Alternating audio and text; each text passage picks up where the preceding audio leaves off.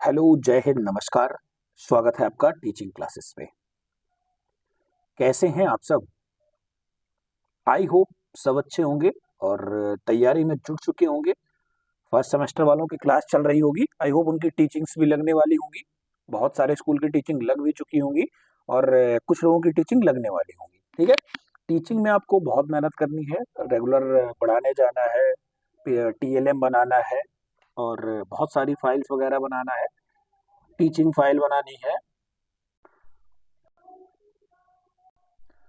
और इन सब के साथ साथ आपको पढ़ने भी है। आपके सब्जेक्ट भी बहुत हैं, 8 सब्जेक्ट हैं। आपको 8 सब्जेक्ट के पेपर देने हैं।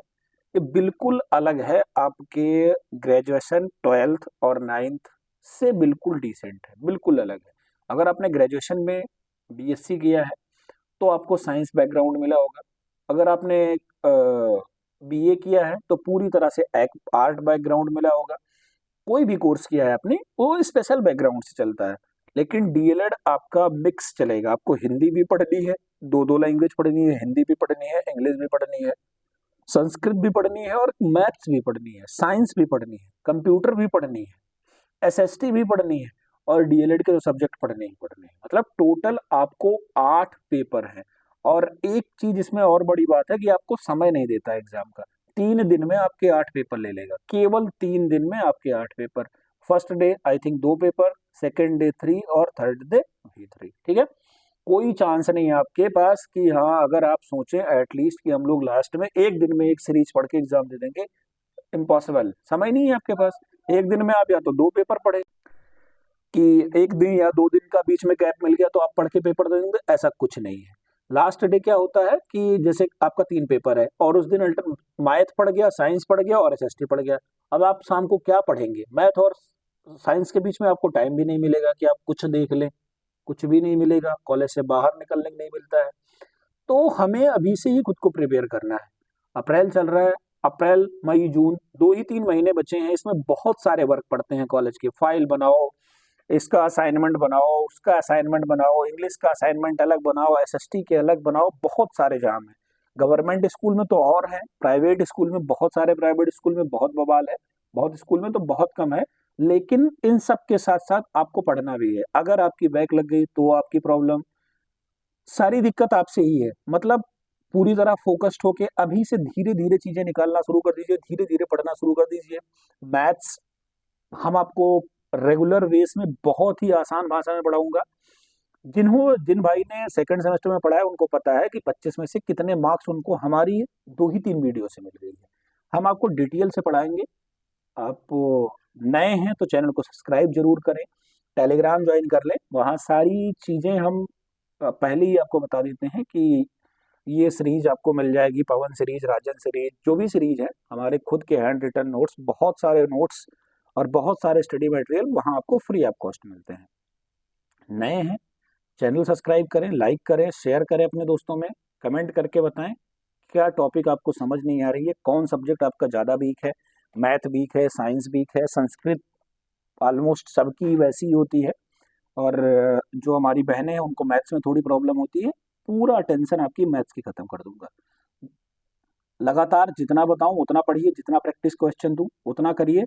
कल्याण की गारंटी है। 25 में से 24 नंबर, अगर आपने जितना बताया उतना कर लिया, नहीं आया तो आके बताना कि 25 में से 24 नहीं आया। आज हम लोग इसके थोड़े सिलेबस के बारे में देखेंगे, क्या सिलेबस है, क्या क्या पढ़ना है, किस पे थोड़ा फोकस करना है हमें और किसको थोड़ा अवॉइड करके पढ़ना है। ठीक है। क्या है DElEd first semester syllabus? DElEd first semester math syllabus. बाकी डिटेल सिलेबस वीडियो पढ़ चुकी है चैनल पर, डिटेल सिलेबस देख लें क्या क्या आपका है, कौन कौन सा पेपर आपका आएगा, सब कुछ हम बता चुके हैं, कौन कितने नंबर का आएगा। मैथ्स की बात करते हैं तो मैथ 25 मार्क्स का आता है। हाँ, इसमें एक और है, डीएलएड में आपको 50% मार्क कंपलसरी है, नहीं तो आपकी बैक लग जाएगी। मतलब 25 में आपको 12 लाने हैं। अब कुछ बच्चे भाई ज्ञान देने आ जाएंगे कि 12 नहीं 12.5 होना चाहिए। नहीं, 12 पे पासिंग मार्क है और 50 में 25 पे पासिंग मार्क है। क्या? जो आपके पेपर 50 मार्क्स के हैं उस पर 25 नंबर की पासिंग मार्क है और जो 25 के हैं उस पर 12 है। ठीक है। वो अपनी क्राइटेरिया अपने हिसाब से डीएलएड या पीएनपी डिसाइड कर रखा है। ठीक है। हमें इसमें परसेंटेज निकालने की जरूरत नहीं है कि 25 का परसेंटेज 12.5 होगा 50। पता है मैथ्स आपकी ठीक ठाक है। आइए शुरू करते हैं। क्या है DElEd first semester maths. First request, subscribe my channel, और ज्वाइंट टेलीग्राम। चलिए, मैथ्स का पहला ही चैप्टर आपका है संख्या का बोध, अंकों का ज्ञान और स्थानीय मान। इंग्लिश वाले भाई नंबर आपको बताना है कि नंबर क्या है, और डिजिट के बारे में बताना है, और प्लेस वैल्यू के बारे में बताना है। क्या? Place value. ठीक है, बहुत सारे दोस्त हमारे सीबीएसई बोर्ड से पढ़ के बीटीसी कर रहे हैं, डीएलएड कर रहे हैं, तो उनके लिए एक प्रॉब्लम ये है कि आपके पेपर बाइलिंगुअल नहीं मिलते हैं, आपके पेपर ओनली हिंदी में मिलेंगे। और हाँ, आपको कोशिश भी करनी है कि हिंदी में ही लिखें, क्योंकि बहुत सारे साथी हमारे इंग्लिश में लिख के आए हैं, उनको प्रॉब्लम हुई है, बैक लग गई है क्वेश्चन सही होने के बाद भी। तो कोशिश ये करनी है कि आपको हिंदी में ही लिखना है। अभी समय है, थोड़ी मेहनत करके हिंदी पढ़ लीजिए, हिंदी के बारे में जान लीजिए, सारे पेपर आपको हिंदी में करने हैं। ठीक है, तो स्थानीय मान क्या होता है, नंबर क्या होता है, संख्या क्या होती है, इन सब के बारे में बहुत डिटेल से पढ़ेंगे।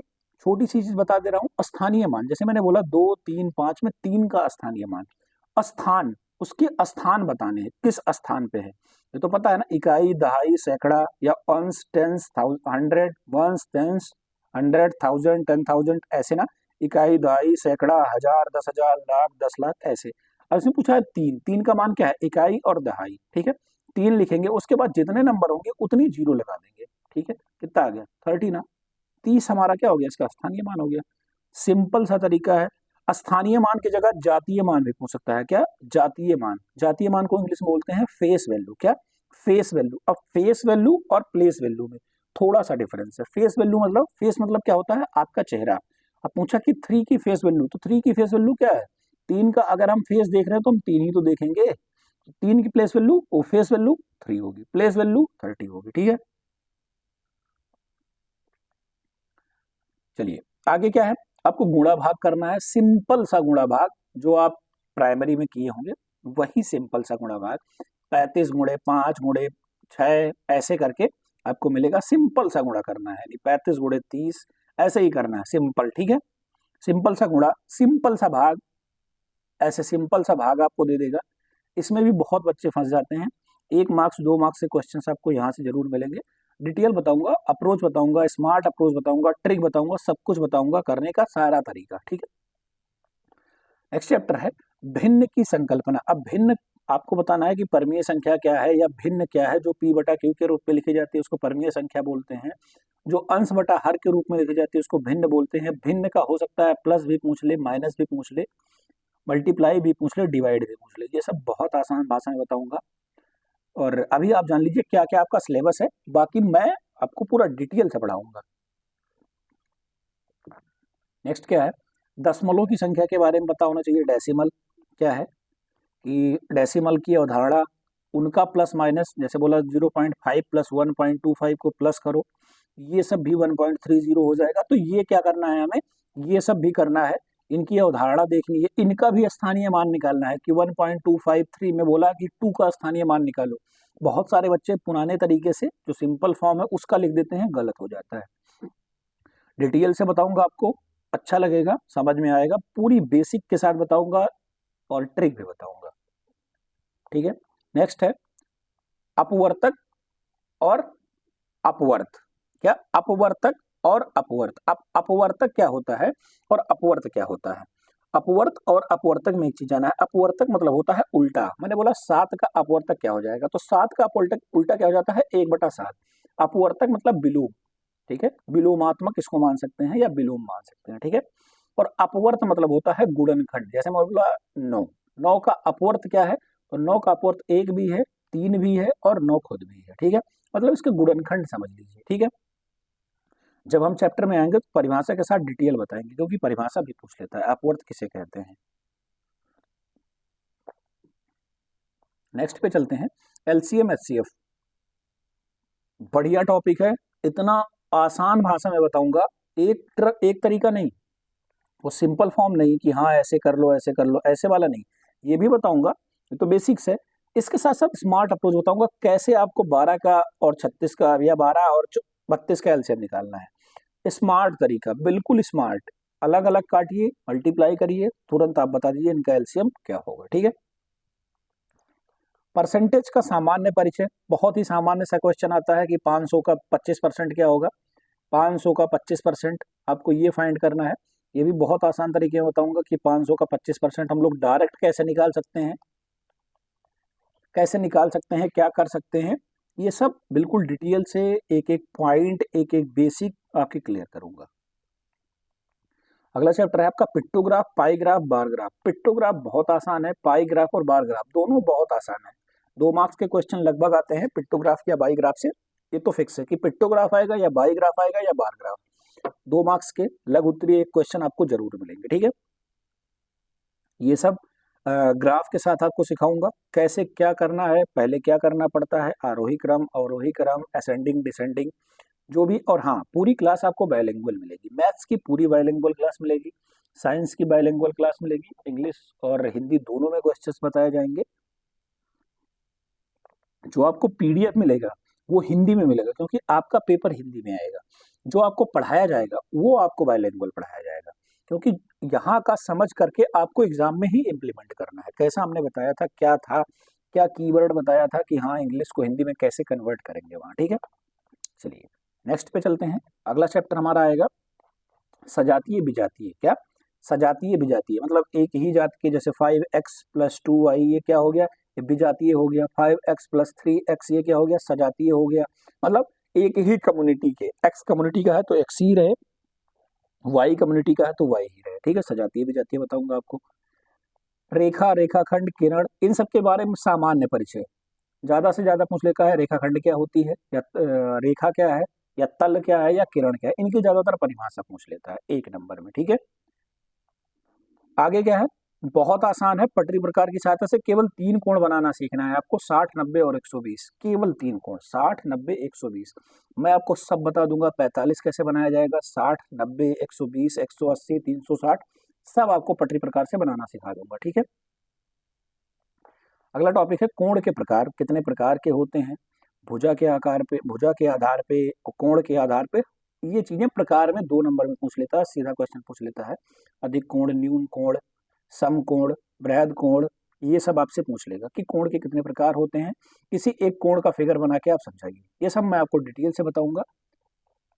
त्रिभुज, आयत, वर्ग के बारे में सामान्य जानकारी देना है कि त्रिभुज क्या होता है और आयत क्या है, वर्ग क्या है, इन सबको सामान्य बात बताना है।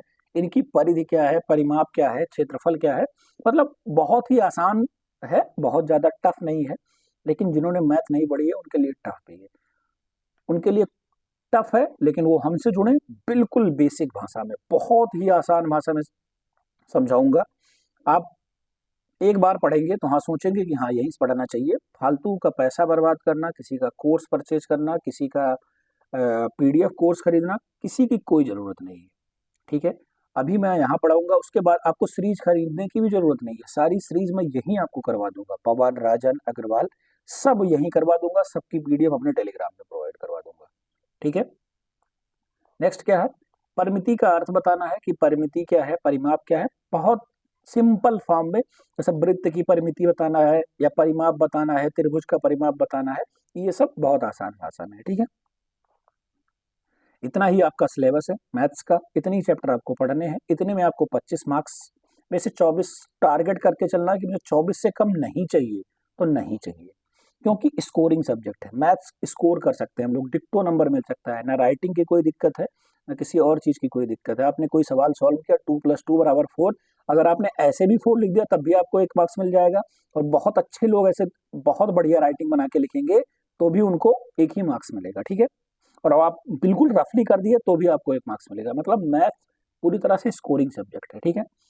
हम लोग अच्छे से मैथ्स पढ़ेंगे 2-3 महीने, 2-3 महीने में आपके पेपर हो जाएंगे। 2-3 महीने में सारे चैप्टर को बेसिक से लेके एडवांस तक खत्म करेंगे, ठीक है। इन सब के लिए चैनल सब्सक्राइब कर लें, टेलीग्राम जरूर ज्वाइन कर लें, टेलीग्राम की लिंक डिस्क्रिप्शन में पिन है। और सब्सक्राइब कर लें, शेयर कर दें अपने ग्रुप्स में, अपने साथियों को शेयर कर दें, चैनल को सब्सक्राइब जरूर करें। मिलते हैं फिर नई क्लास से पहले चैप्टर के साथ अगली वीडियो में। तब तक आप लोग बाकी तैयारी करें, क्लासेस आपको प्रॉपर मिलना शुरू हो गई हैं, धीरे धीरे पढ़ना शुरू करिए।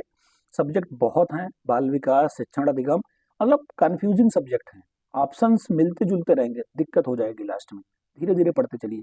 लैंग्वेज एक होती तो मान लेता कि हाँ आसान है, कर ले जाएंगे। दो दो तीन तीन लैंग्वेज, संस्कृत भी पढ़नी है आपको, कंप्यूटर भी पढ़ना है, हिंदी भी पढ़नी है, इंग्लिश भी पढ़नी है, मतलब बहुत ही ब्रॉड है।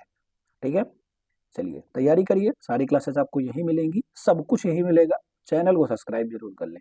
मिलते हैं अगली वीडियो में, तब तक के लिए धन्यवाद, जय हिंद।